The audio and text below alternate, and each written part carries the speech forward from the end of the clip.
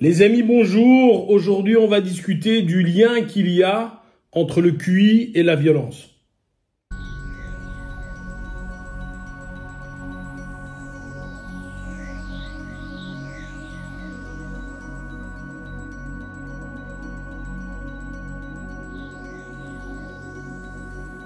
Très souvent, vous vous dites, mais tiens, c'est toujours le même type de personne qui agresse. Je parle pas forcément de la France, de la Belgique, etc. parce qu'on va se dire, on va mettre des connotations raciales, etc. C'est pas du tout de ça que je veux parler maintenant. C'est toujours le même type de personnes qui agressent à la rue, qui frappent, qui tuent, etc. C'est aussi toujours le même type de personnes qui commet des incestes, qui violent, qui fraudent, qui fait des fraudes à la TVA, qui fait des montages financiers, etc. Bref, on peut croire qu'il y a une sorte de criminalité à la carte. Et en réalité, j'ai trouvé une étude qui était assez intéressante, qui a été faite en Angleterre, sur le nom. La question était la suivante. Combien de fois vous avez été mis dans un conflit durant les 5 dernières années et combien de fois vous avez frappé quelqu'un? C'était ça la question. Et en fait, on se rend compte, je vais vous montrer l'image maintenant.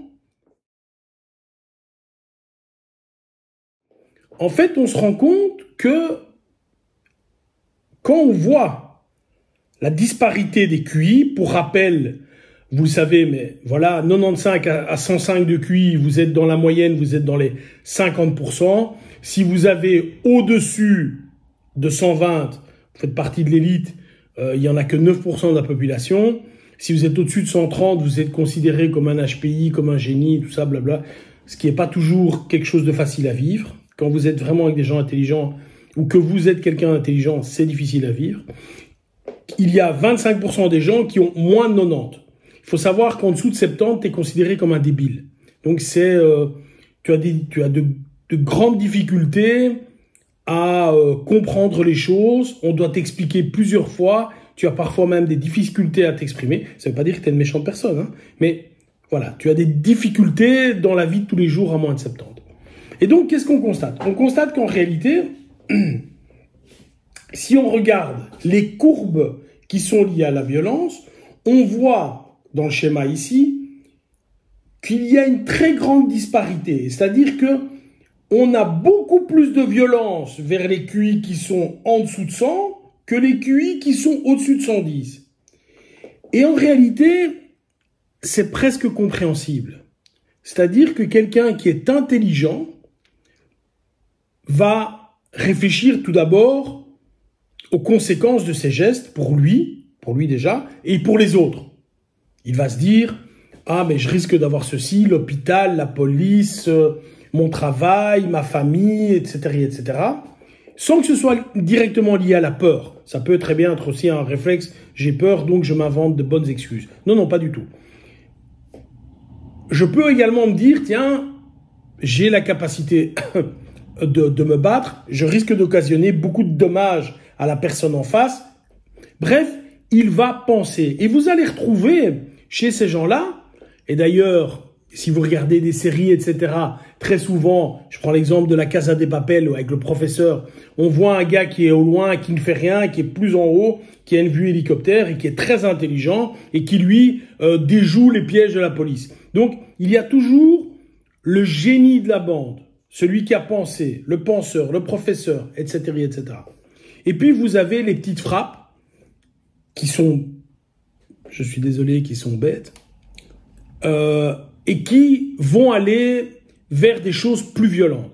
Je vais vous donner un exemple, et je ne veux pas stigmatiser. Si vous allez, par exemple, dans un club d'aïkido, ou vous allez dans un club de boxe au fin fond de l'Angleterre, vous n'allez pas trouver les mêmes personnes. Vous n'allez pas trouver les mêmes personnes, intellectuellement parlant, je veux dire. Ensuite, je vais prendre un exemple qui est assez frappant. Un grand champion de MMA qui est devenu très riche, etc. Comme quoi, la réussite, l'argent, etc. n'est pas toujours lié au QI. Si vous prenez l'exemple donc de Conor McGregor, vous voyez que ce gars était plombier, il était au chômage, il avait des difficultés, etc., etc. Donc vous pouvez me dire, oui mais Harry, tu prends un mauvais exemple, c'est pas pour ça qu'il va se battre dans la rue, etc.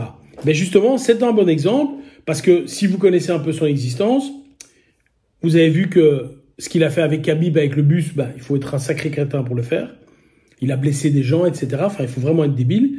Et il a déjà eu des altercations dans des bars, où on le voit dans une vidéo frapper un gars qui avait pas été sympa avec lui. Ou plus récemment, Nate Diaz. Je suis désolé pour les fans de Nate, il a de grandes qualités, mais l'intelligence n'en fait pas partie. Pour les fans de Nate Diaz, on le voit étrangler un kidam lors d'une fête. Le gars ne faisant pas du tout d'arts martiaux, c'est un gars comme vous et moi, donc le niveau de Nate était là, le niveau du gars était en dessous des pâquerettes. Enfin bref, c'est ridicule. Vous n'allez pas retrouver ce type de comportement chez de grands champions comme Georges Saint-Pierre par exemple. C'est des gars qui réfléchissent, c'est des gars qui font attention à ce qu'ils font, etc. Donc il y a vraiment un lien. Alors il y a 3 conclusions que je veux qu'on tire là-dessus.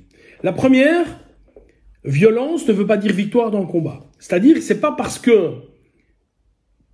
tu es avec un QI bas, que tu es violent, que systématiquement tu vas gagner le combat. Pourquoi? Parce que ceux qui se battent le disent, il faut un IQ fight, il y a un QI du combat. Il faut, pour être vraiment un bon combattant, il faut savoir, je vais faire ça, il va faire ça, il a fait ça, je dois faire ça. Enfin bref, il y a une intelligence du combat qu'il faut avoir.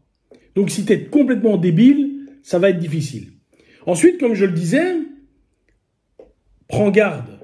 C'est-à-dire que quand tu as une altercation avec quelqu'un, très rapidement, si tu vois que le gars est un gars intelligent, tu peux en déduire, alors c'est peut-être que je me trompe, mais d'expérience, je vous dis que c'est la vérité, tu ne vas pas avoir de conflit physique. C'est pas parce que le gars est intelligent qu'il sait pas se battre. Honnêtement, je pense pas être un débile. Je pense pas être un débile.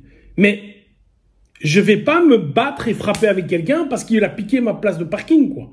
C'est pas parce que je sais me battre que je vais le faire. Donc ici, il faut bien comprendre. C'est-à-dire que si vous avez un gars qui est un QI très bas devant vous, méfiez-vous parce qu'à un moment, il n'aura plus la possibilité de parler, il va frapper. Et comme je le disais, 3e chose, ils sont capables des crimes les plus odieux. Donc quand vous voyez dans des vidéos des gars qui, à 5 ou à 6, alors que le mec est déjà KO, mettent des pénaltys, sautent sur la tête du gars, etc., vous avez compris que ici, c'était pas le couteau le plus aiguisé du tiroir, quoi. Ok?